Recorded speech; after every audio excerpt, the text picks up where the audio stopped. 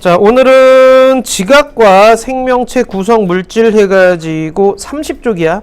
30쪽 내용인데, 요 30쪽에 지각과 생명체의 구성 물질의 결합 규칙성에 대한 얘기를 할 거예요. 자, 보시면 지각과 생명체를 구성하는 성분이 뭐가 있느냐 해가지고 나와 있는데, 지각 구성 물질하고요, 그 다음에 생명체의 구성 성분하고요, 이런 질량비가 나와 있죠. 자, 먼저 지각을 구성하는 데 있어가지고 가장 많은 양을 차지하는 애가 누구냐? 산소죠. 그 다음 규소. 산규, 알철, 칼락, 카마 해가지고서는요, 지각을 구성하는 8대 원소를 아마 기억을 해줘야 될 거야, 나중에는. 근데 지금은 제일 많은 게 지각. 얘들아, 지구 전체를 얘기를 하는 게 아니야. 지구 표면에 있는 지각 얘기하는 거야, 지금. 자, 그래서 제일 많은 게 산소고, 그 다음이 규소.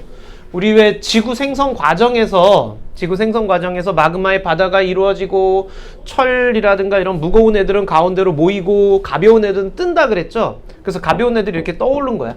그래서 이런 식으로 규소와 산소가 지각에 많이 분포되어 있고요. 그 다음 생명체예요. 인간 가지고 얘기를 하는 건데, 우리 몸에서 가장 많은 양을 차지하는 애가 누구야? 물이죠. 자, 물이 가장 많은 양을 차지하죠. 그 다음으로 많은 양 차지하는 애가 누구니? 산소, 왠지, 절, 자, 우리 몸은요, 근육, 뼈, 그런 것들이 뭘로 이루어져 있냐라는 거죠. 물, 단, 단지, 지라고 얘기를 해요. 자, 인간 같은 경우에는 물이 가장 많은 양을 차지하고, 그 다음 단백질, 그 다음 지방 형태인데, 자, 여기서 원소들로 얘기를 하게 되면은요, 누가 가장 많은 양을 차지하냐면 산소예요. 자, 그 다음으로는 탄소가 많아요. 산소가 제일 많고, 그 다음 탄소가 두 번째로 많다라는 건데, 자, 이때 가장 많은 성분이 바로 산소 성분이죠. 그리고 지각을 구성하는 두 번째로 많은 게 규소고, 생명체를 구성하는 두 번째로 많은 게 탄소예요. 규소와 탄소의 공통점. 소가 들어가. 야, 이 자식아. 규소와 탄소의 공통점. 같은 종? 오, 몇 쪽? 5종. 거기까지. 17종? 이런. 14조. 그렇죠. 추하게 세고 있어. 아니, 세야 지금 머리로 딱 찍는 거야, 이런 거. 유튜브. 엘리노. 너무 재밌어.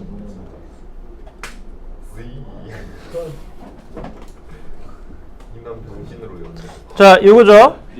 자, 그래서 여기 보시면 탄소와 규소가 같은 족이죠. 몇 족이야? 4조. 이런. 4조. 14족이죠. 4조가 자, 여기 13족이고요. 여기 1족이고 여기 2족이죠. 오케이. 자, 그래서 14족이에요, 같은. 14족이면 원자과 전자가 몇 개 있다는 얘기야? 그렇죠. 4개 있다라는 그런 얘기죠. 오케이. 자, 그러면 산소가 제일 많아요. 그럼 왜 산소가 가장 많냐라고 하게 되면, 산소는 다른 원소와 쉽게 결합해요. 그렇죠. 자, 산소는 다른 원소와 쉽게 결합을 해요. 그렇기 때문에 결합한 형태로 다양하게 있기 때문에 그렇고요. 그 다음 이런 몸이라든가 생명체라든가 지각이라든가 이런 것들을 구성하는 원소들, 자, 이런 원소들이 결합해가지고 물질들이 만들어지게 되는데, 자, 수소나 헬륨은 뭐 빅뱅 과정에서 만들어진다라고 계속 누누이 얘기하고 있죠. 그죠? 자, 그 다음 헬륨, 탄소, 산소, 규소, 철까지, 거기까지는 별 내부의 핵융합이라는 거 기억나죠? 자, 핵융합 반응에 의해서 별 내부에서 만들어지는 거고요. 그 다음 철보다 무거운 원소들은 어디서? 초신성 폭발할 때, 뻥 하고 터질 때 만들어진다 라고 얘기를 했었죠. 자, 이게 원소의 기원이 되는 거예요. 자, 오늘 배울 게 뭐냐면은요, 지각하고 생명체를 구성하는 화합물에 대한 얘기를 할 건데, 자, 지각은 암석으로 구성되어 있죠. 자, 암석은 광물로 이루어져 있죠. 중1 때 배웠던 내용이야. 오케이? 자, 그럼 암석을 구성하는 주된 강물 이름이 뭐였니? 암석을 구성하는 주된 강물. 이런 돌, 조약돌, 암석. 장석, 석영, 휘석, 감남석, 흑모 이런 것들. 아 맞아. 음. 1학년 때 배워서 기억이 안 나. 이럴 때 공부 안 했어요. 조암광물이라고 배웠어 우리. 조암광물. 조암이 막 들고. 자, 이 암석을 이루는 주된 광물이고요. 그럼 조암광물을 구성하는 애들을 주된 성분이 뭐겠냐? 규소와 산소로 이루어져 있어요. 그래서 이런 애들을 우린 뭐라고 하느냐? 체크하자. 규산형 광물. 규산형 광물은 규소와 산소로 이루어진 광물을 얘기를 해준다.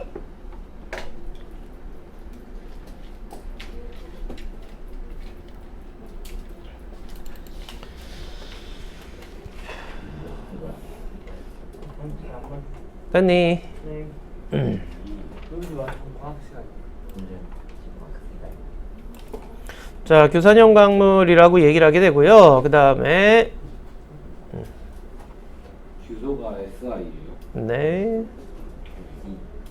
그 다음 생명체를 구성하는 대부분의 생명체는요. 탄수화물, 지질, 단백질, 핵산, 지지름. 지방. 자, 탄수화물, 지질, 단백질, 핵산과 같은 유기물. 자, 이걸 유기물이라고 얘기를 해요. 유기물은요, 탄소를 기본 골격으로 해요.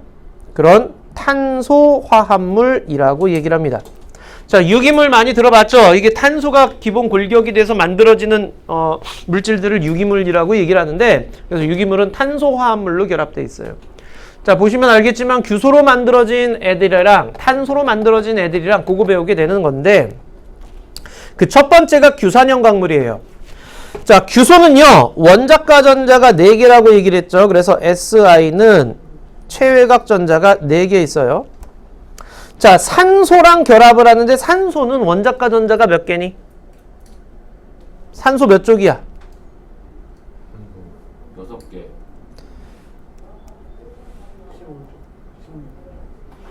몇 쪽이야? 16쪽이죠. 그러면 원자과 전자가 몇 개예요? 6개. 6개죠. 그러니까 자, 산소가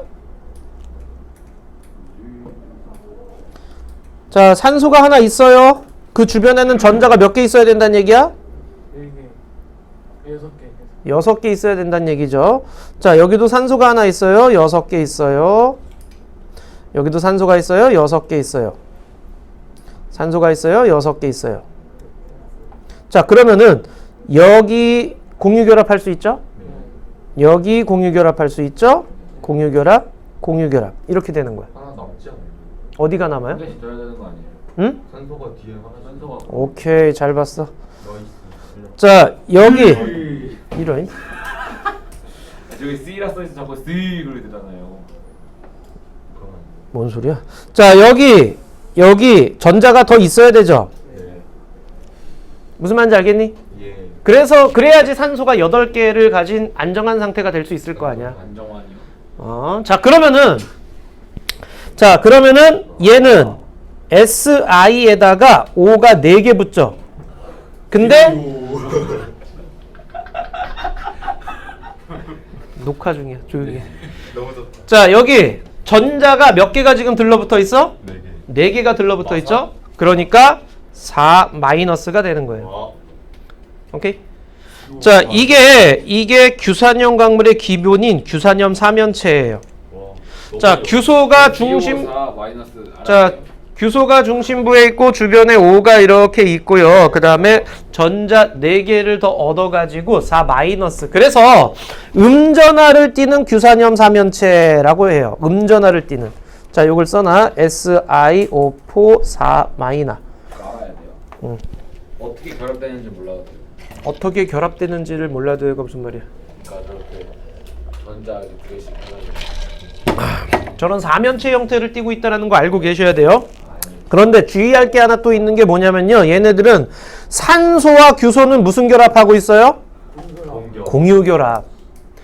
우리가 이거 음전하를 띠고 있으니까 음이온이 됐으니까 이거는 이온 결합했어 라고 말하면 안 돼요. 이거 공유 결합했는데 전자가 더 들어와서 음전하를 띠고 있는 거예요.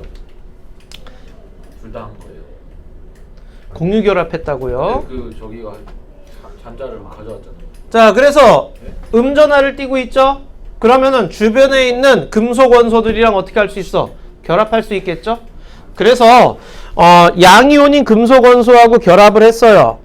그런 식으로 해서 광물이 형성되거나 아니면 여기 보세요.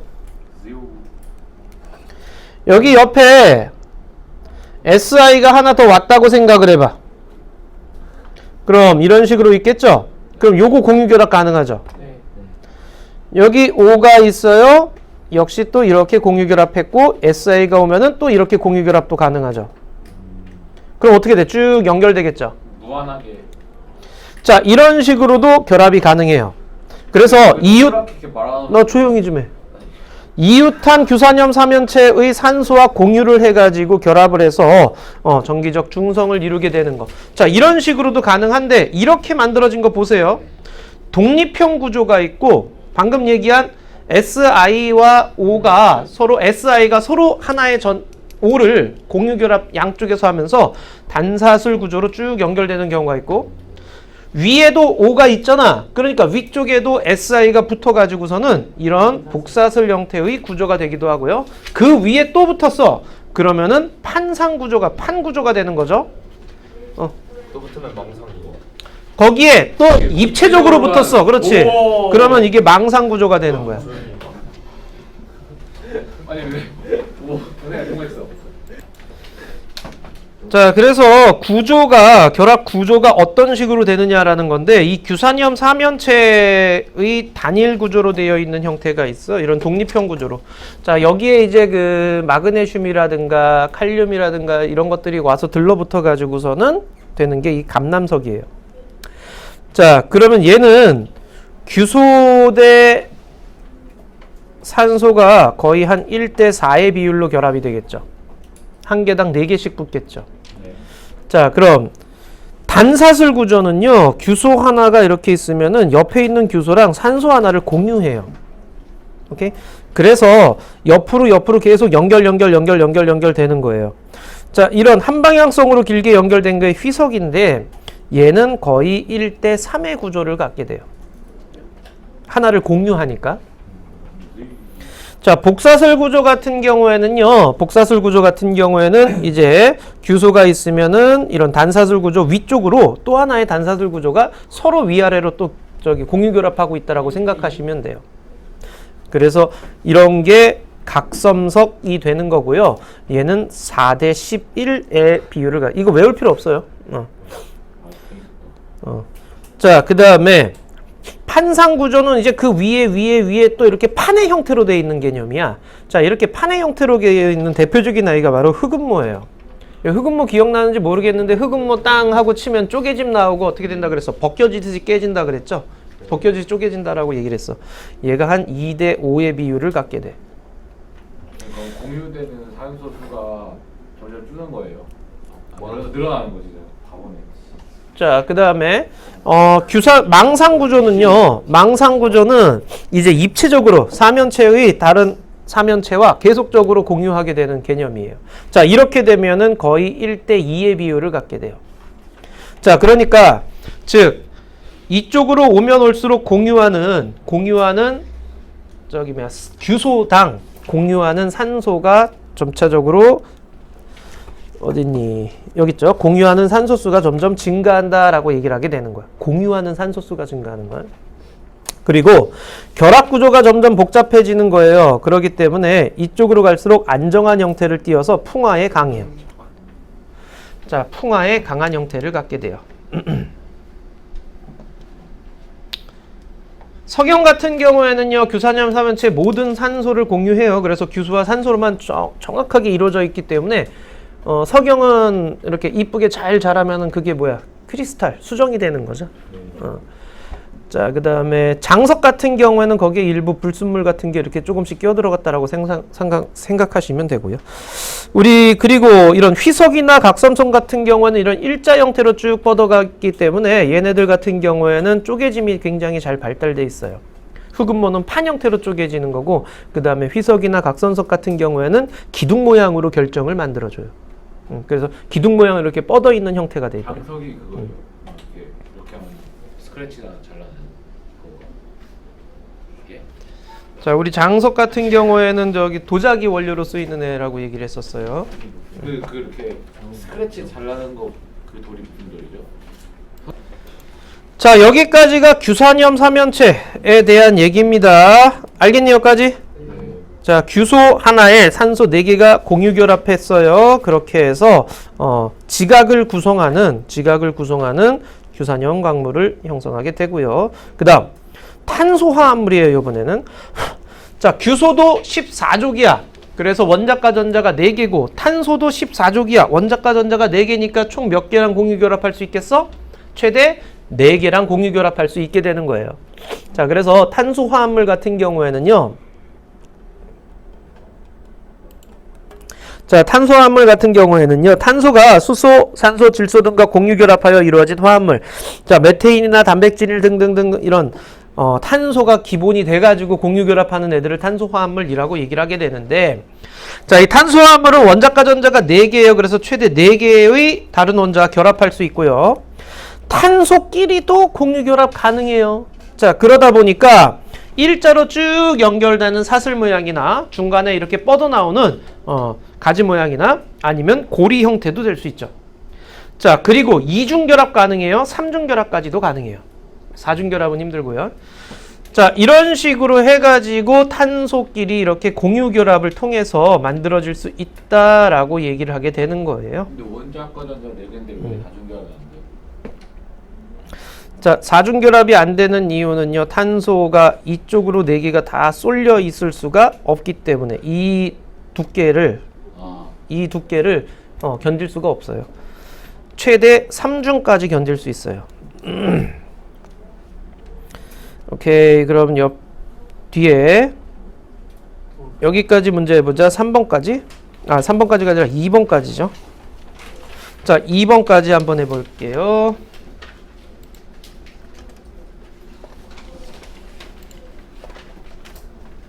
2번까지는 금방 하겠죠.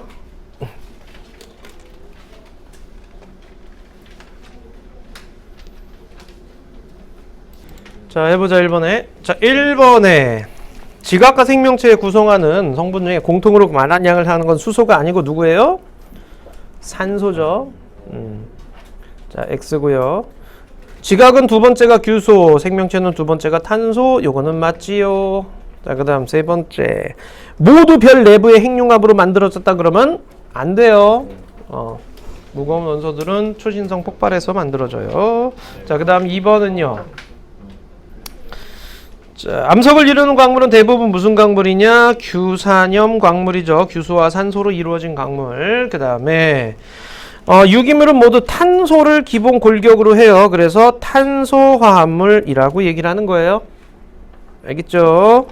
자, 넘어가서 요번에는 1번부터 9번까지 9문제 하고 하자. 1번부터 9번까지. 문제를 직접 보면 아마 좀 어려울 거예요. 자, 1번부터 9번까지 해보자.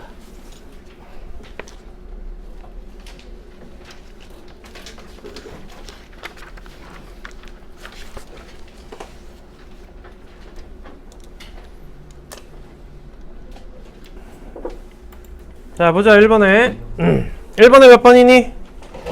1번 1번에 1번이죠.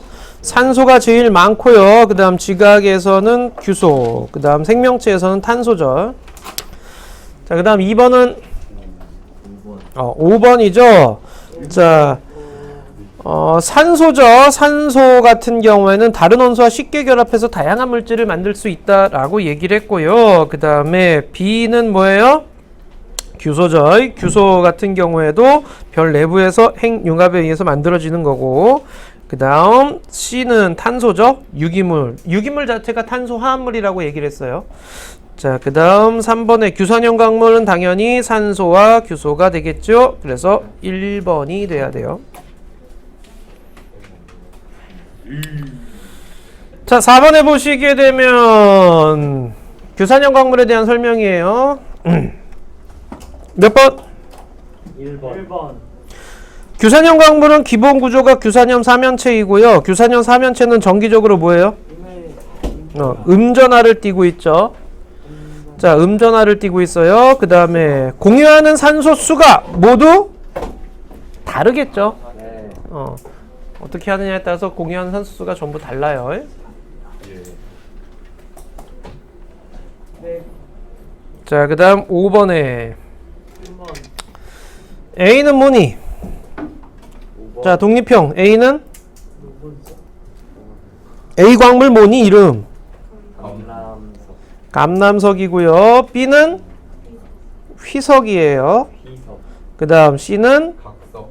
각섬석이고요. D는 흑운모예요.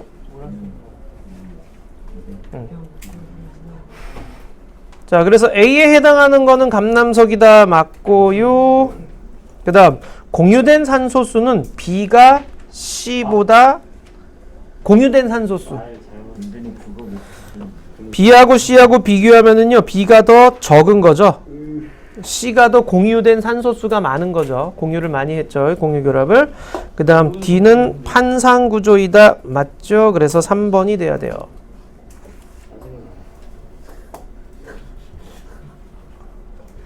자, 그 다음 6번은요.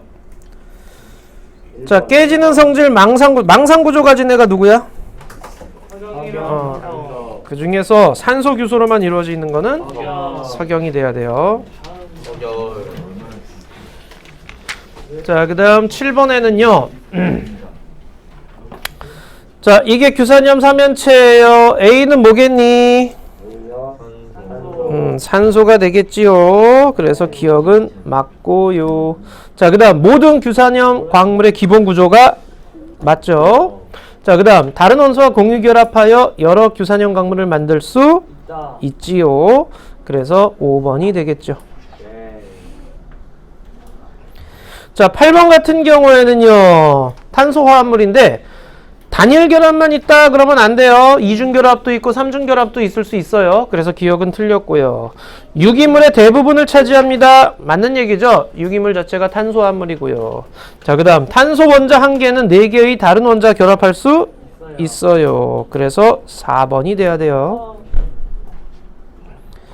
자, 그 다음 9번에 자, 메테인의 탄소가 수소와 결합하는 방식. 자, 이게 가가 CH4죠. 메테인이고요. 그 다음에 나는 여러 가지 사슬 구조를 나타냈습니다. 라고 했어요. 자, 탄소는 원자과 전자가 몇이니? 탄소의 원자과 전자는 몇이니? 4개. 4죠. 그래서 4개의 원자와 결합할 수 있는 거예요. 기억은 틀렸죠? 자, 탄소는 다른 탄소와 결합하여 사슬 또는 가지를 만들 수가 있지요. 탄소 사이에 4중 결합 가능하다, 불가능하다? 3중 결합까지만 가능해요. 그래서 2번이 돼야 돼요. 몇 가지 괜찮죠? 어렵지 않죠? 자, 그럼 요번에는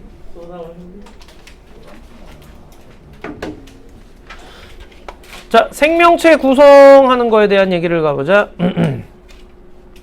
자, 생명체를 구성하는 구성 물질인데요. 물, 무기염류, 탄수화물, 단백질, 지질, 핵산 뭐 이런 것들이 있는데 아까도 얘기했지만은요. 우리 몸 사람 같은 경우에는 물단지라고 얘기를 했죠.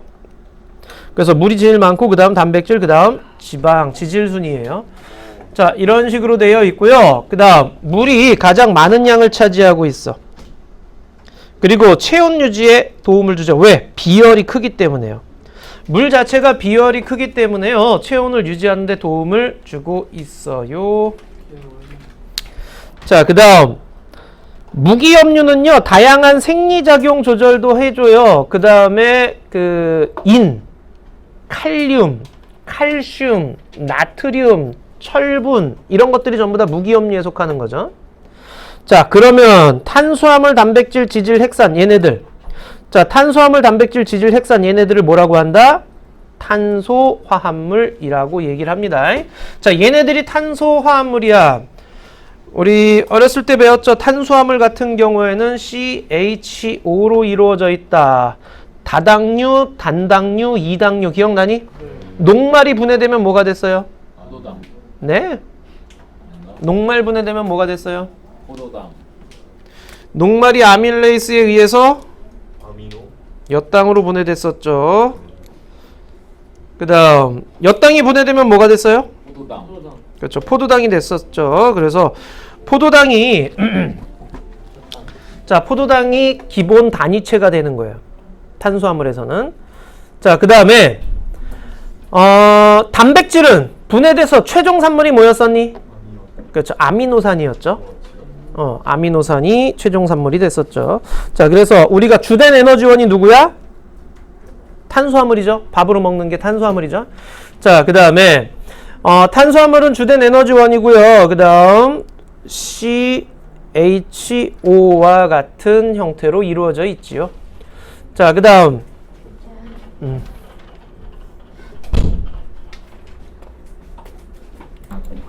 자, 탄수화물은 CHO로 되어 있어요. 포도당, 뭐 설탕, 녹말, 글리코젠, 셀룰로즈 이런 것들이 있는데 포도당이 어떻게 결합되는지에 따라서 녹말이 되기도 하고 셀룰로즈가 되기도 하고 그 다음에 글리코젠이 되기도 합니다요. 자, 결합 구조에 의해서 결정되는 거고요. 단백질은요, 생명체의 주요 구성 물질이에요. 그러니까 세포의 주성분이라고 우리 배웠었을 거야. 세포의 주성분. 자, C, H, O, N 이런 것들로 이루어져 있죠. 자, 구성원소들이. 자, 그 다음에 효소나 근육, 여기 효소도 밑줄 쳐줘. 효소의 주성분, 근육이나 항체, 효소의 주성분이에요. 자, 그래서 효소 때문에 화학 반응을 일으키게 되면서요, 물질 대사를 조절해주는, 화학 반응을 조절해주는 역할을 하고 있어요. 자, 에너지원이기도 하고요. 그램당 4kcal 기억나야 돼. 그 다음에 지질. 자, 지질 같은 경우에는 우리가 흔히 지방이라고 흔히 얘기를 하는데 CHO로 되어 있죠. 세포막의 주성분, 요거 기억해줘. 세포막의 주성분, 단백질도 세포막의 주성분 중에 하나예요. 단백질도 세포막의 주성분이고, 요 지질도 세포막의 주성분이에요. 자, 우리 중성지방이나 인지질, 뭐 스테로이드 이런 것들이 전부 다 지질에 속하는 것들이에요. 에너지원이면서 세포막을 구성하는 애들이 돼요. 자, 그 다음 핵산. 요게 이제 아마 처음 배울 텐데요. 이 핵산 같은 경우엔 뒤에서 얘기하겠지만 DNA, RNA 얘기하는 거예요. 핵산 그러면은 좀 생소하지만은 DNA, RNA 그러면 익숙하죠? 네. 자, 이 DNA, RNA가 바로 핵산이라고 생각해 주시면 됩니다. 탄소 화합물이에요. 이것도 탄소가 기본이 돼서 하는 거고요. 유전 정보를 저장은 DNA가 해주고요. 그 다음에 합성에 관여하기, 단백질 합성에 관여하기도 합니다요. 됐니 여기까지? 네. 오케이, 넘어가자. 자, 이제 단백질입니다. 여기서 지금 요 페이지에서 단백질하고요. 그 다음에 그 핵산하고 두 개 매우 중요해. 단백질의 단위체라는 말이 나오게 되는데, 단위체라고 하는 건 뭘 얘기해 주는 거냐면은요, 커다란 물질을 만들 때 반복되어지는 기본 단위를 단위체라고 얘기를 해. 아까 얘기했듯이 녹말의 단위체는 누구냐? 포도당이야. 포도당이 연결해가지고 기다란 녹말을 만들어주는 거예요. 자, 그럼 단백질의 단위체는 뭐냐? 아미노산이야. 아미노산이 연결돼가지고 커다란 하나의 단백질을 구성하게 되는 거예요. 자, 그 구성 과정을 지금부터 얘기를 할 건데, 이 아미노산이라는 거의 구조, 중요하죠? 아미노산 구조 보시게 되면은요, 중심 탄소가 있고요, 4개가 공유결합할 수 있잖아요. 그 중에 하나가 아미노기라고 되어 있죠. 하나는 카르복실기, 하나는 수소, 하나는 곁사슬. 이렇게 4개가 탄소 하나에 붙어 있는 거예요. 자, 그러면은 아미노기 같은 경우에는 질소가 들어있는 NH2가 아미노기인데, 자, 이거를 간단하게 다시 한번, 자, 이렇게 되는 거야. N 하나에 H 2개가 이렇게 붙어 있는 개념이죠. 카르복실기는 COOH예요. 그래서 탄소에 O 2개가 붙어 있고 O 옆에 H가 붙어 있어요. 자, 이게 카르복실기고요. 그 다음에 H, 그 다음 여기 곁사슬이 있죠. 자, 이런 구조를 갖고 있는데, 이 곁사슬에 따라서 20종류의 아미노산이 돼요. 그러니까 곁사슬 뺀 나머지는 공통이에요. 곁사슬 구조에 의해 가지고 아미노산이 20개가 종류가 있어요. 진짜요? 아니 왜? 아니 이거 잘못했어요 제가? 너무 억울한데. 뭐 나를 뻥치는 사람으로 지금 얘기하잖아. 자, 그래서 20개의 아미노산이 있습니다. 자, 그런데 이 옆에 또 아미노산이 있다라고 생각을 해보세요. C가 있고 N이 있고 H가 있고 H가 있고 그 다음에 COOH, HR. 무슨 결합이에요? 자, 이때 여기 보시면 여기 OH하고요, 여기 H하고 두 개가 만나요. 그래서 날아가요. 뭐가 돼서? 그렇죠. H2O가 돼서 날아가는 거예요. 요게 빠졌어. 자, 그럼 요게 빠졌으면은 이렇게 빠졌어. 물이 돼서 날아갔으면 이제 C와 N이 서로 공유결합해서 붙을 수 있겠죠? 자, 이런 걸 탈수 축합결합 반응이라고 얘기를 하는데 여기 보면은 다시 한번 얘기하자. 두 아미노산에 한 아미노산의 아미노기 그리고 다른 아미노산의 카르복시계 사이에서 물이 빠져나와요. 이렇게 해서 만들어진 결합을 별표 펩타이드 결합이라고 얘기를 해요. 펩타이드 결합이라고 얘기를 합니다.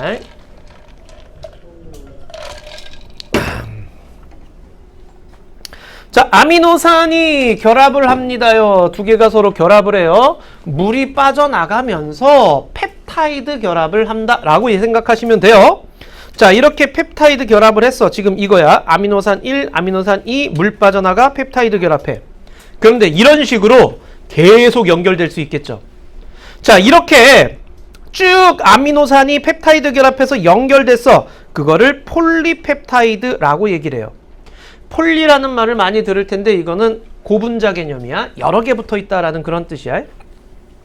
자, 그럼 폴리펩타이드 구조를 갖게 되고요. 폴리펩타이드를 형성했죠? 그런데 아까 아미노산에는 곁사슬이 있다 그랬죠? 그 곁사슬 때문에 얘네들이 이제 곁사슬이 저쪽에 있는 애들이랑 또 뭐 수소결합이나 이런 결합을 하게 되면서 서로 꺾이고 뒤집어지고 휘어지는 현상이 나타나게 돼요.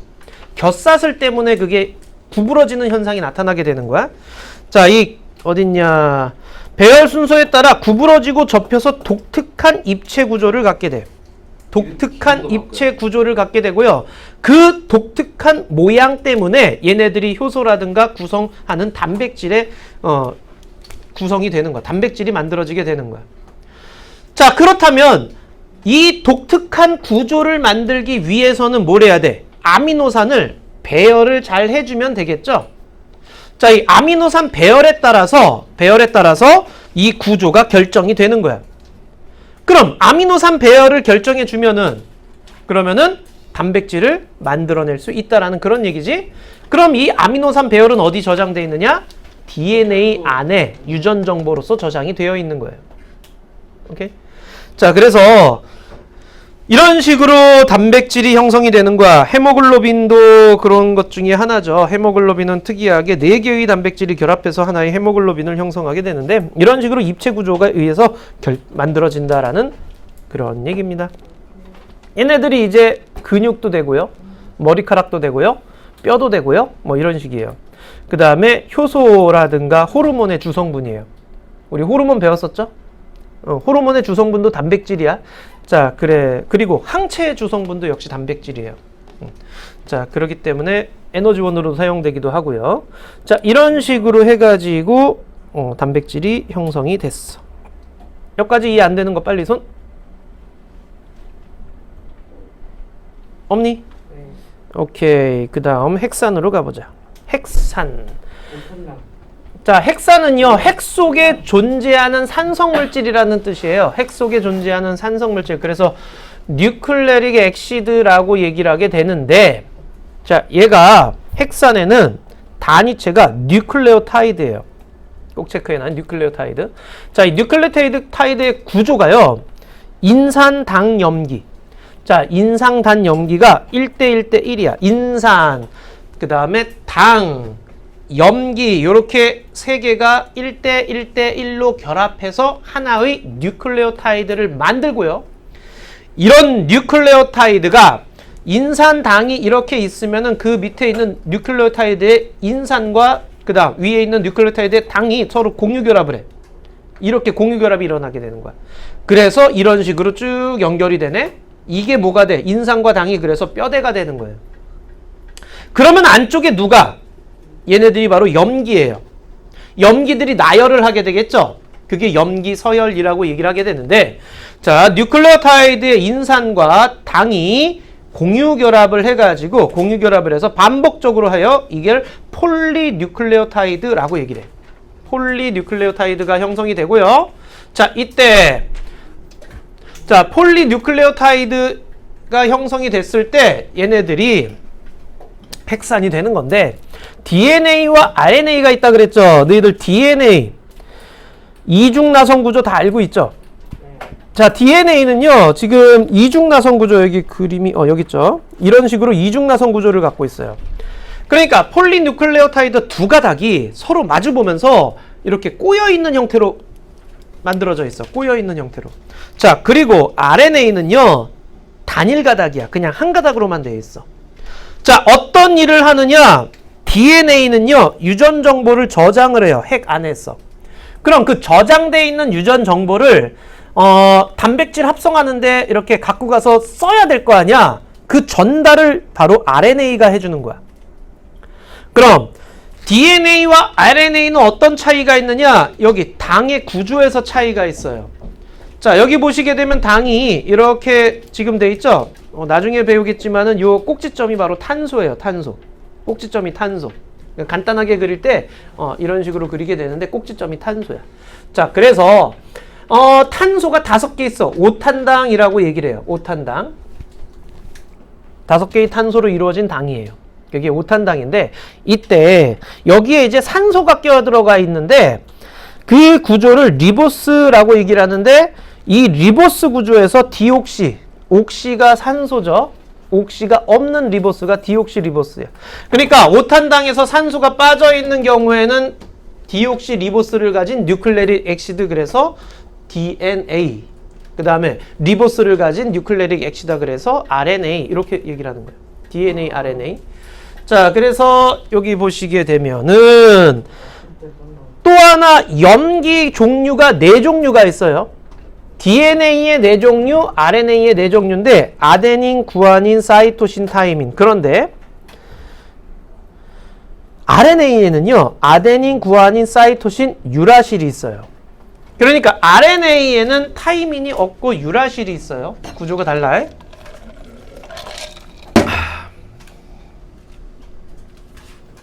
그래서 DNA 뉴클레오타이드의 종류는 몇 종류일까요? 물어보면 몇 종류라고 얘기를 해야 될까?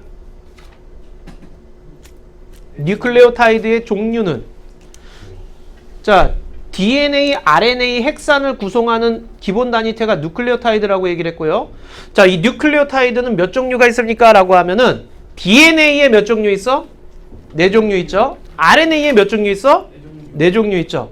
그래서 총 8종류라고 얘기를 해야 돼요. 네, 3개는 겹치는 거 같아요. 자, 3개 겹치잖아요. 그러니까 5종류죠 라고 간혹 생각하시는 분이 있는데, 뉴클레오타이드는 인산, 당, 염기가 결합된 거야. 근데 DNA와 RNA는 당이 달라. 그렇기 때문에 요거 4종류, 요거 4종류예요. 그래서 DNA의 뉴클레오타이드가 4종류 있다라고 얘기를 하는 거야. RNA의 뉴클레오타이드가 4종류 있다라고 얘기를 하는 거고요. 알겠죠? 그 다음, 그렇다면 얘네들은 도대체 어떻게 유전 정보를 저장을 하느냐라는 거지. 유전 정보를 저장하는 방법은요, 염기 서열을 만들어요. 다양한 염기 서열. 여기 보시면 DNA 구조는요, 이중 나선 구조라고 했어요. 여기 그림에 잘 나와 있죠. 이중 나선 구조고요. 그 다음 DNA를 구성하는 2가닥의 폴리뉴클레오타이드에 포함된 염기들은 나선 안쪽에 마주보며 수소결합이라는 걸 해요. 자, 수소결합을 하게 되는데, 이때 수소결합을 할 때 여기 보면은 모양이 다른 거 보이죠? 네. C는 네모 안쪽으로 들어가고 G는 네모 위쪽으로 나오고 T와 A는 뾰족뾰족하게 나오고 들어가고 나오고, 그죠? 그러면 이때 중요한 건 이거예요. 별표 상보결합. 자, 상보결합이라는 걸 꼭 기억해 주세요. 그러니까 이거는 서로 결합하는 애들이 결정돼 있어. A가 왔잖아? 꼭 맞은편에는 T가 와야 돼. AT, 그 다음 GC. G가 오면은 꼭 맞은편에는 C가 와야 돼. C가 있으면 맞은편엔 G가 있어야 되고 T가 있으면 맞은편엔 꼭 A가 있어야 돼요. 알겠죠? 자, 그래서 DNA 구조를 밝힐 때요. 요쪽 한 가닥의 구조만 밝혀도 맞은편 구조는 당연히 알 수 있다라는 그런 얘기야. 알겠죠? 그 다음 뭐 예를 들어서 내가 유전 검사를 했어. 그랬더니 아데닌이 20% 있네. 아데닌이 20% 있대. 타이밍이도 20%. 그렇죠. 그럼 타이민도 20% 있어야 돼요. 맞은편에 꼭 있어야 되니까. 맞으면 똑같은 거예요. 그러면 구안인 몇 프로 있겠니? 그렇죠. 총 100% 중에서 20, 40%가 이제 쟤네들이니까 나머지는 구안인 사이토신이겠지. 그런데 꼭 반반씩 있어야 되니까 30, 30 이렇게 있어야 되는 거고요. 어떤 얘기인지 알겠죠? 이런 걸 상보결합이라고 얘기를 합니다. 여기까지 됐니? 오케이. 자, 그러면 뒤에 3번 문제만 좀 해보자. 3번 문제.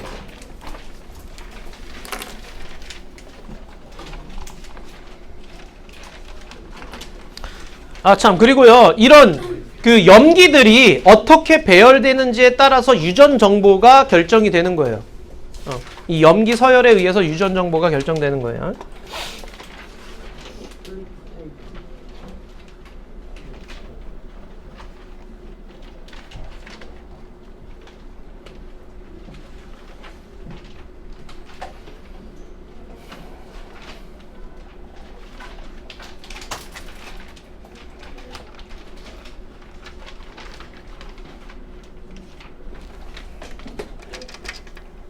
왜 X가 좀 많은데?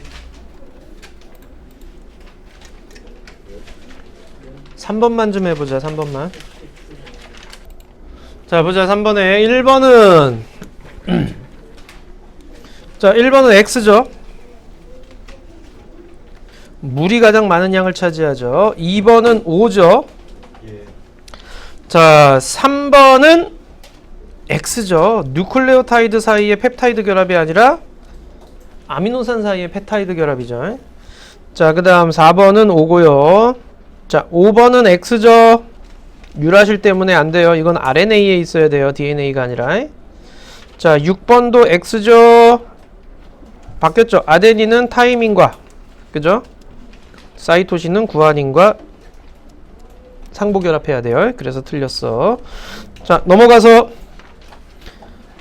10번부터 18번까지. 10번부터 18번까지야. 오늘 다 나가겠는데요. 나갈 수 있으면 나가는데. 와, 모르겠어. 10번부터 18번까지.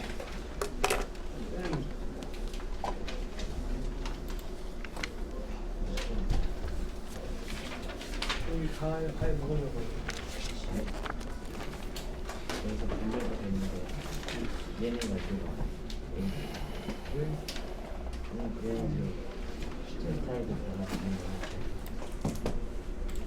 자, 10번 보자.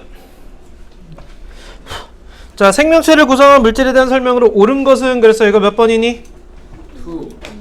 2, 2번이지요. 2, 5번 윤성. 자, 단백질은 근육, 항체 등을 구성을 해주고 있습니다요. 자, 그 다음 11번은요. 탄수화물. 그렇죠. 이거는 탄수화물에 대한 설명이에요. 탄수화물이 너무 저거. 아, 칼보드. 자, 그 다음 12번 갈게요. 자, 펩타이드 결합이 있는가에 얘가 들어왔어요. 그렇다면 여긴 B는 누구란 얘기야? 펩타이드 결합하는 단백질이라는 얘기죠. 자, 지질 있으면 여기 A는 그러면 DNA라는 얘기네요. DNA라는 얘기죠. 자, A는 인산, 당, 염기로 구성되어 있다. 맞지요? B, 단백질은 효소의 주성분 맞지요? 자, 세포막의 구성 성분이다. 지질과 단백질은요, 세포막의 구성 성분이에요. 그래서 디귿도 맞아야 돼요. 자, 그럼 5번이 되겠네요. 자, 그 다음 13번은요. 자, 13번에 옳지 않은 것은 그랬는데요. 몇 번? 3번. 3번에 뭐가 틀렸니? 와, 첨가가 아니에요. 그렇죠. 첨가가 아니죠. 자, 빠져나가는 거죠. 그래서 3번이 틀렸어요. 기억이 뭐니? 기억이 뭐니? 펩타이드. 이게 펩타이드 결합이에요. 이걸로. 간은 뭐니? 간은 뭐니? 아미노산. 아미노산이고요. 나는 뭐예요? 폴리에스타놀. 폴리페노탄올. 폴리펩과르디올. 폴리펩타이드라고 얘기를 했고요. 다는 뭐예요? 단백질. 단백질이 되는 거죠. 꼭 기억해 주세요. 중요한 거니까. 자, 그래서 13번은 3번이 되고요. 그 다음 14번 보세요. DNA에만 해당되는 거 찾는 거예요. DNA에만 해당되는 거. 뉴클레오타이드다. 이건 DNA, RNA 모두 해당되는 얘기죠. 내만 이거였어. 자, 그 다음 두 가닥의 폴리뉴클레오타이드가 이중나선 구조. 이건 DNA의 특성이죠.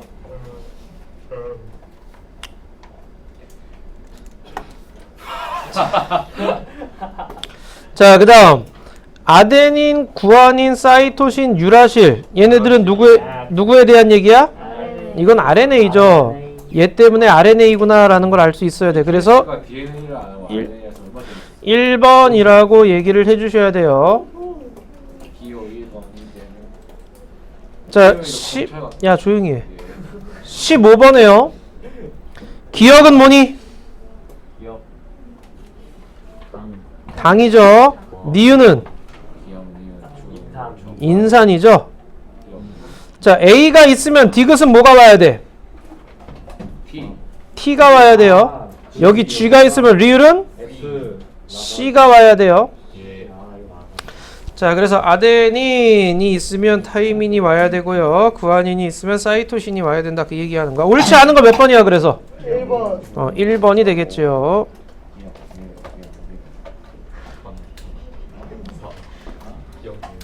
자, 그 다음 16번에는요. 가가 하고. RNA죠. 네. 나는 DNA. DNA고요. 자, 그 다음 가와 나의 당은 모두 리보스니? 아니요. 아니죠. DNA는 디옥시 리보스죠. 자, 그 다음 나는 유전 정보를 저장하는 건 맞죠. DNA는 유전 정보를 저장을 합니다요. 자, 나에서 타이민 비율과 구아닌 비율이 같다라고 하면은 안 돼요. 타이닌과 같은 비율을 갖는 거는 니는 디귿이 없잖아. 아데닌이죠. 자, 그래서 니은만 정답이 돼요. 자, 그 다음 17번은요. 단위체가 아닌 애는 물밖에 없네요. 그래서 B가 물이고요. 펩타이드 결합하는 애는 단백질이죠. 그래서 여기 C가 단백질이고요. 그러면 A는 DNA라는 얘기죠. 자, 그럼 옳은 것만 보기에서 있는 대로 골라주세요 라고 얘기했는데 A는 생명체에서 가장 많은, B가 생명체에서 가장 많은 양을 차지하죠. 그래서 틀렸고요. 자, 에너지원, B는 에너지원으로 사용되지 않죠. C가 에너지원으로 사용되는 거예요. A나 C는 전부 다 탄소를 포함하고 있어요. 그래서 디귿만 정답이 되겠네요. 2번이에요. 자, 그 다음 18번 같은 경우에는 단백질과 핵산 공통점으로 옳은 것만을 공통점 얘기하는데 에너지원 사용되는 건 단백질에 대한 얘기죠. 네. 자, 탄소를 포함하고 있어요. 그쵸? 둘 다 탄소 화합물이죠. 네. 적은 종류의 단위체로 구조와 기능이 다양한 물질이 만들어진다도 맞아요. 맞는 얘기죠. 맞다. 예. 그래서 4번이라고 얘기를 해줘야 돼요. 뒤에 누나가 있어. 자, 됐니? 너가 그러니까 써. 37쪽으로 좀 넘어가 주세요. 어려워요. 37쪽에 1번, 2번, 4번, 5번 네 문제. 자, 네 문제 한번 해보자. 풀었는데.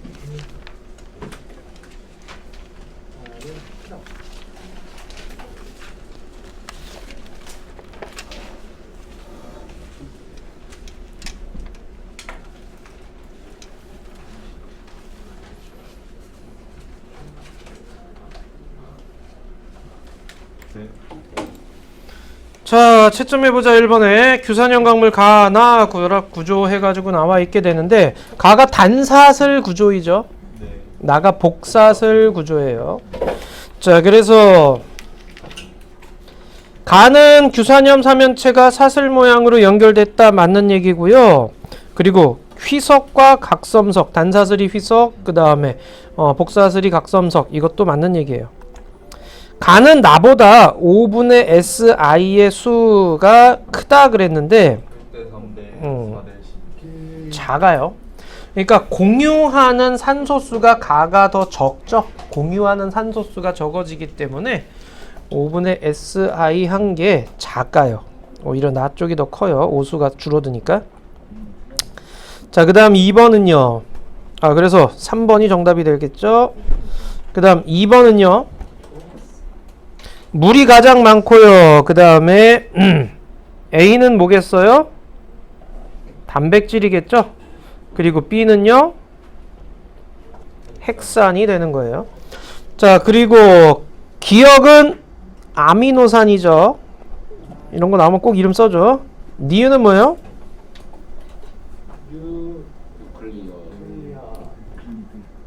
뉴클레오타이드가 되는 거예요. 핵산의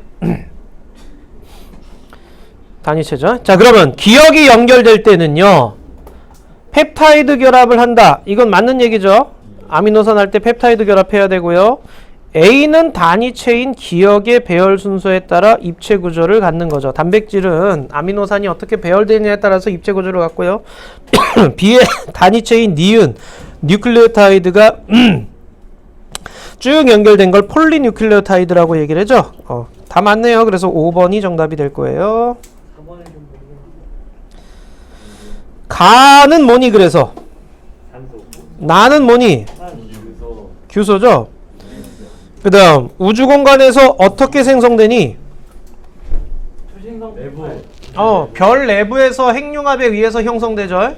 자, 별 내부에서 핵융합에 의해서 형성돼요. 어떤 원소가 더 높은 온도에서 형성되니? 어떤 원소가 더 높은 온도에서 형성되니? 산소. 왜 이래 미친놈처럼. 제가 너무 무거워서 어떤 원소가 더 높은 온도에서 형성돼요? 규소. 규소죠. 규소가 더 큰 원소기 때문에 그래요. 오케이? 자, 그 다음 5번에는 자, 가가 뭐예요? 나는 에이 지금 문제 안 읽었니? 단백질과 DNA를 순서 없이 나타냈어요. 그래서 나는 단백질 얘기해 주는 거야. 자, 단위체 쓰세요. 그럼 가는 뭐야? 핵산. 뉴클레오 타이드. 자, DNA는 뉴클레오타이드고요. 몇 종류 있어요? 5종류. 8개. 5종류. 얘들아, DNA의 뉴클레오타이드는 4종류예요. 답지에 5종류. DNA의 뉴클레오타이드는 4종류예요. 답지를 봤다고? 이거 저 채점을 미리 해가지고 자랑이야 지금. 주라고. 선생님 암살했어. 단백질의 단위체는 뭐니? 아미노산. 아미노산이죠. 아미노산은 몇 종류예요? 20종류. 20종류가 되죠. 제발 초전체예요. 자, 그 다음 2번에 4종류라고. 자, 이렇게 단백질 종류에 따라 구조가 매우 다양, DNA는 매우 다양한 유전 정보 저장, 적은 종류의 단위체로 다양하게 가질 수 있는 까닭이라고 하면은 어떻게 해야 돼? 단위체의 배열 순서에 따라서, 그죠? 배열 순서에 따라서 다양한 조합을 만들 수 있기 때문에 그런 거죠. 단위체의 배열 순서에 따라서 다양한 조합을 만들 수 있다라고 해주시면 돼요. 됐니? 예. 예. 오케이. 초전도체.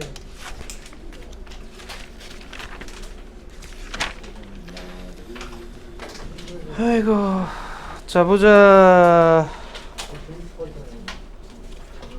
자, 32쪽 가시면은 자, 여기는 신소재가 굉장히 짧게 나와 있는데 자, 우리가 그 도구 소재 발달에 따라서 우리 석기 시대, 청동기 시대, 철기 시대 이렇게 나눠 놓잖아요. 그죠? 자, 이런 게 이제 그 도구의 소재에 따라서 발달되는 거고요. 그다음에 우리가 이제 새로운 소재를 만들어내는 게 바로 신소재 개념이에요.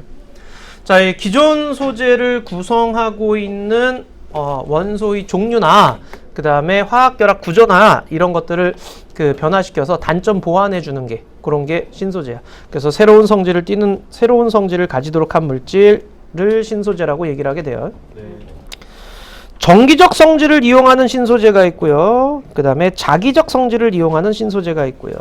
자, 정기적 성질을 이용하는 신소재 중에서는요, 액정이 나와 있네요. 이 액정 같은 경우에는요, 자, 액정은 고체, 액체, 중간 물질. 자, 고체, 액체, 중간 물질 개념이야. 이게 가늘고 긴 분자 형태로 되어 있는데, 전류가 흘렀을 때와 그 다음에 전류가 흐르지 않았을 때의 배열 상태가 달라지게 돼요. 그 배열 상태에 따라 가지고 화면을 표시해 준다라고 생각해 주시면 돼. 자, 그래서 전압을 걸어주면 액정 분자 배열이 변합니다. 전압에 의해서 액정 분자 배열이 변하게 되는 거야. 그걸 이용하는 거야. 대표적인 게 전자 계산기죠. 보면은 흑색으로 돼가지고 그 배열이 이렇게 딱딱딱딱 변하잖아요. 그렇게 표시가 되는 거고요. 그 다음에 고화질 텔레비전 영상 화면이라고 되어 있는데, 우리가 요걸 액정 디스플레이 해가지고 LCD라고 하면은 확 들어올 거야. 그죠? LCD TV. 자, 이 LCD TV가 이 액정을 이용한 그 디스플레이야. LCD가. 자, 그런데 액정 자체는 빛이 나와, 안 나와? 그래서 LCD TV는요, 항상 뭐가 있어야 되냐면, 백라이트라고 해가지고 뒤에서 빛을 비춰주는 애가 있어요. 뒤에서 빛을 비춰줘. 백라이트를 비춰줘요. 그리고, 그 다음에 색상을 판을 하나 통과를 해. 그리고 액정을 통과를 해. 라는 식이야. 그래서 그 빛이 전압을 걸어주는 부분에서 그 빛이 통과를 하냐, 안 통과하냐, 그렇게 결정을 해가지고, 그런 식으로 화면을 표시를 해주는 게 LCD 개념이에요. 그래서 LCD는 백라이트가 꼭 필요하다라는 거. 그래서 LCD TV 같은 경우에 고장나는 경우는 거의 대부분이 백라이트가 나가는 경우가 대부분이에요.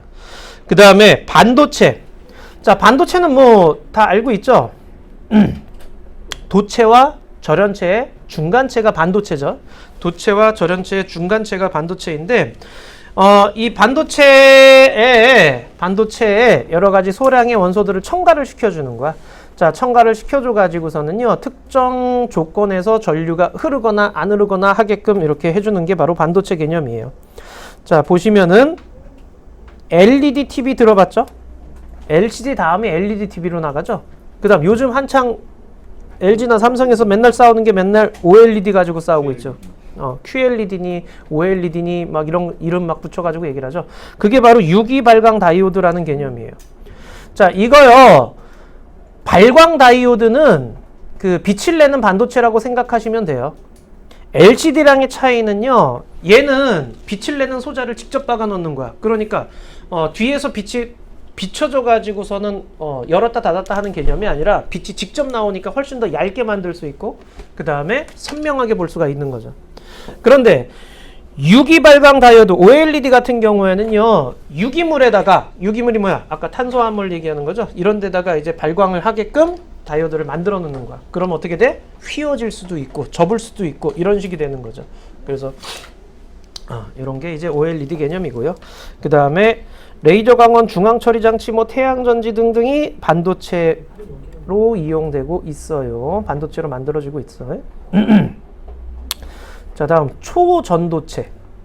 자, 요즘 한창 뭐 뉴스 많이 나왔었잖아요. 상온에서 초전도체를 만들었니 안 만들었니, 뭐 뻥인 걸로 나타나고 있긴 한데, 이 초전도 현상이 나타나는 물질을 초전도체라고 얘기를 해요. 초전도 현상이 나타나는 걸 초전도체라고 얘기를 하게 되는데, 자, 이 특정 온도에서 여기가 중요해. 저항이 0이 되는 현상. 저항이 0이 된다라는 개념이야. 자, 저항이 0이 되면 어떻게 되겠어? 우리가 전류가 흐를 때 전력 손실을 보는 이유가 바로 저항 때문이죠. 그런데 초전도 현상이 나타나게 됐어. 저항이 0이 됐대. 그럼 손실되는 전류가 있겠어, 없겠어? 없는 거죠. 굉장한 일인 거예요. 구리 저항이 몇인가요? 모르겠네요. 자, 그러면은 초전도 현상을 나타나는 물질인데 자기장을 밀어내는 성질도 있어요. 이 자기장을 밀어내는 성질 마이스너 효과라고 얘기를 해요.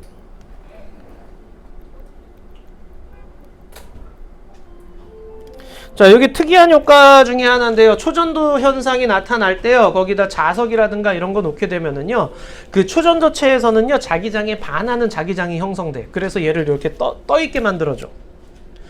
그래서 뭐 예를 들어서 이게 초전도체다. 그럼 그 위에 뭐 자석을 딱 올려놔? 그럼 얘가 동동 떠 있어. 근데 신기한 거는 동동 떠 있어서 이걸 밀어내는 개념이 아니라 동동 떠 있는데 얘가 움직여. 그럼 얘도 같이 따라가. 와. 이런 식이야. 자, 이런 걸 마이스너 효과라고 얘기를 하게 되는데 그걸 이용을 할 수만 있다면 어떻게 되겠어? 다 띄워버릴 수 있겠죠? 와이드. 자, 그래서 이 초전도체 같은 경우에는 자기부상열차, 인공핵융합장치라든가 그 다음 전력 손실 없는 송전선, 입자 가속기라든가 이런 데에 쓰려고 열심히 만들어내려고 하고 있어요. 그런데 임계온도라는 게 있어요. 임계온도. 270 마이너스. 전기 저항이 0이 될 때 특정 온도, 요 특정 온도라고 되어 있잖아요. 이걸 임계 온도라고 얘기를 하는데 요 온도가 되면 그러니까 물체는요. 온도가 낮아지면 저항이 점점 작아져요. 입자 운동이 점점 둔해지니까.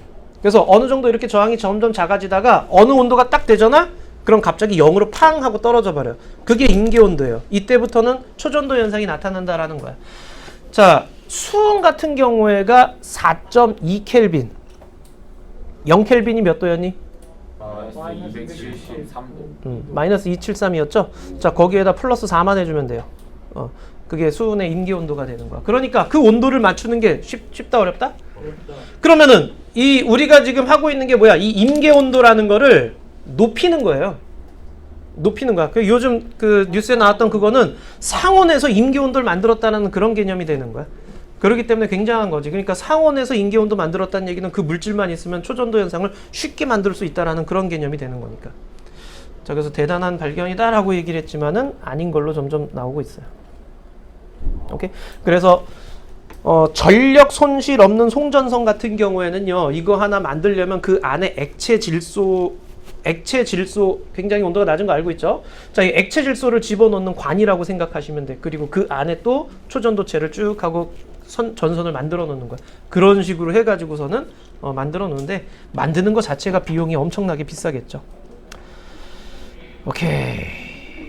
그 다음에 네오디뮴 자석. 이거 네이버에서 쳐보면은 다 살 수 있어요. 엄청 센 자석 아니에요? 엄청 센 자석이죠. 그래서 네오디뮴 자석 외국에서는 이게 위험 물질로 이렇게 처리되고 있는데 우리나라는 아직까지 그러진 않는데 네오디뮴 자석 큰 거 있잖아요. 큰 거 가지고서는요 손가락 넣고 양쪽에다 하면 손가락 찌그러질 수도 있어요. 그 정도로 한데 센데 얘가 철 원자, 그러니까 우리가 보통 자석은요 철에다가 강한 자성을 이렇게 해가지고서는 자석을 만들어 놓는데 나중에 가면 다시 원자 배열이 흐트러지면서 자성을 잃어버려요. 근데 네오디뮴 자석 같은 경우에는요 여기 보시면은 철 원자 사이에 네오디뮴이라는 물질과 붕소를 첨가해. 그래서 원자 배열이 흐트러지지 않게끔 일직선으로 쭉 해서 자기장을 계속 유지하게끔 해주는 거야. 그래서 왜 우리 그 현관문에다가 이렇게 고리 같은 거 해가지고 자석 딱 붙이는 거 있잖아요. 그런 게 거의 다 이런 자석이 되는 거예요. 그래서 하드디스크라든가 스피커라든가 이런데 쓰고 있다라는 그런 원리. 어우, 시간이 없다. 나노 신소재 같은 경우에는요. 자, 나노 단위 수준으로 원자의 결합 구조나 배열을 변화시키는 신소재라고 했는데, 자, 이 대표적인 게 이제 탄소화합물 개념인데요. 그래핀. 테이프로 만드는 거. 그렇죠. 자, 지금 다 알고 있죠? 그 테이프로 이렇게 뜩뜩 띄어가지고선 그래핀이라고 해서 탄소로 이루어진 그 연필심 흑연을 가지고 이렇게 해가지고서는요 그래핀을 만들었다. 그래서 뭐 노벨상 받았다. 그런 얘기 들어봤잖아, 그지? 자, 그런데 그렇게 쉽게 만들 수 있으면 왜 지금 안 만들고 있느냐? 이걸 상용화하는데 그리고 안정화시키는데 이거를 크게 만드는데 굉장히 힘든 거야. 그렇기 때문에 아직까지 상용화가 확실하게 되진 않고 있죠. 자, 육각 형태의 벌집 모양 구조로 탄소가 이런 식으로 얇게 펴지는 거야. 이게 전기 전도성도 크고요. 강도도 뛰어나요. 유연성도 있고. 그렇기 때문에 휘어지는 디스플레이라든가 의복형 컴퓨터, 옷 만들어서 컴퓨터 형태로 이렇게 만들기도 하고요. 야간 투시용 콘택트 렌즈까지도 만들 수 있고. 이렇게 만들 수 있고요. 이걸 돌돌 말았다고 상상을 해봐요. 한번 이렇게 돌돌 말아서 원통을 만들었어. 그게 탄소 나노 튜브. 자, 이 탄소 나노 튜브 같은 경우에는 뭐 현미경 탐침이라든가 나노 핀셋이라든가 그 다음에 그런 것들로 이렇게 만들어서 활용할 수 있다라는 그런 개념이에요. 이게 전부 다 탄소를 이용해서 만들어지는 나노 수준 단위 마이너스 9승이야. 마이너스 9승 10의 마이너스 9승 미터. 자, 이 나노 수준 굉장히 작은 형태로 결합시킨 신소재가 되는 거예요. 자, 마지막 자연 모방한 신소재 예라고 돼 있는데 우리 뭐 벨크로 테이프는 다 알잖아. 찍찍이. 그죠? 이게 독고마리 열매라는 거에서 모방한 거고요. 자, 모르포 나비라고 해가지고서는요. 모르포텍스 섬유라고 돼 있는데 네. 자, 모르포 나비 구조가요. 어떤 식으로 돼 있냐면은요. 자, 얘네들이 그 뭐라고 얘기를 해야 돼? 빛이 왔을 때 색깔이 나타나. 그런데 얘네들은 색소는 없어. 색소 없이 비치는. 그래서 빛이 그 얇은 막 형태로 돼 있어 가지고서는요. 보는 방향에 따라서 색깔이 다르게 보이는 그런 걸 얘기를 해 주는 거야. 자, 그런 거라든가 홍합 같은 경우에는요. 우리 수중 접착제. 홍합은 바위에 이렇게 붙어 있잖아요. 그거 떼어내려면 굉장히 힘들죠. 걔네들이 그 바닷물이라든가 이런 게 젖더라도 떨어지지 않게끔 하는 접착제, 단백질이 있단 말이지. 그걸 이용해 가지고서는 수중 접착제라든가 이런 것들 만들어내고 있고요. 자, 연잎의 물을 밀어내는 성질을 모방한 방수 섬유. 연잎에 물 안 젖죠? 또르륵 떨어져 버리잖아요. 그런 거 이용하는 거. 자, 옆에 4번 한번 해보자.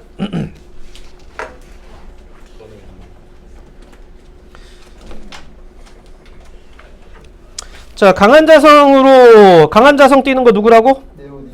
자, 네오디뮴 자석. 그래서 미움이죠. 자, 원통 튜브 모양이에요. 나노 핀셋 재료로 쓰여요. 누구야? 탄소 나노 튜브가 되겠죠. 자, 디스플레이에 유용되어 육각 벌집 모양 형태로 쭉 펼쳐져 있어요. 누구에 대한 얘기니?